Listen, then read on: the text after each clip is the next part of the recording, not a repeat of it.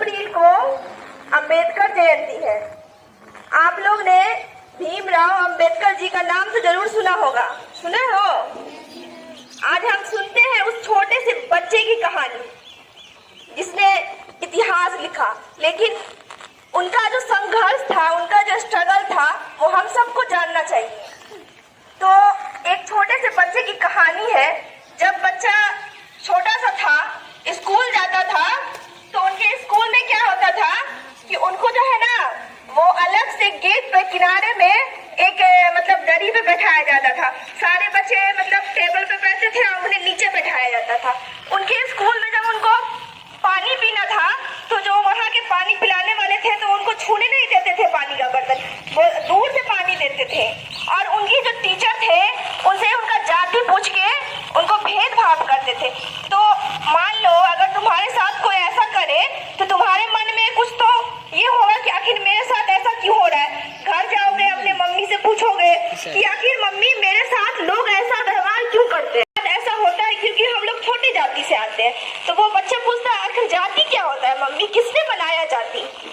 तो वो बोलता है नहीं बेटा, हमारे साथ ये सदियों से होता आ रहा है, ये किसी किताब में लिखा है। तो उस बच्चे ने कहा अगर मुझे ये किताब बदलने के लिए दिया जाए तो मैं इस किताब को बदल दूंगा और एक ऐसा किताब लिखूंगा जिसमें सिर्फ सारे इंसान बराबर हो, कोई भी जाति, कोई भी धर्म अलग अलग मायने नहीं रखता हो।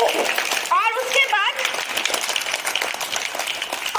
बाद आप लोग सबको पता है, उन्होंने हमारा संविधान हमारे हाथ में लाके दिया, जो हमें जीवन जीने की शक्ति देता है, जो हमारे मौलिक अधिकारों को समझने की, और जो हमारा क्या मौलिक अधिकार है। और आज सब हम यहाँ सभी अलग अलग धर्म के लोग हैं, अलग अलग जाति के लोग हैं, और हम सब इकट्ठा हुए हैं, ये भीमराव अंबेडकर जी की ही देन है।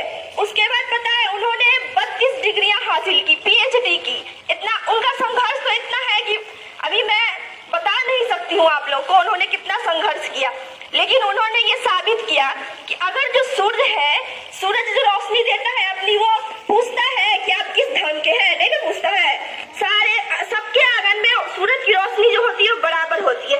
वर्षा जो होता है, अगर वो होता है तो ये नहीं पूछता है कि मैं अमीर के घर में जाऊंगा, छोटे घर में जाऊंगा, बड़े घर में जाऊंगा। तो उन्होंने ये बताया कि आप उस प्रकृति से सीखिए कि प्रकृति हमसे भेदभाव नहीं करती है। तो हम इंसान क्या होते हैं भेदभाव करने वाले? तो उन्होंने हमें ऐसी किताब दी जो किताब हमें ये शक्ति देता है कि हम अपने अधिकारों को पहचाने और हम सभी धर्म के लोग एक साथ बैठे। Thank you. और इस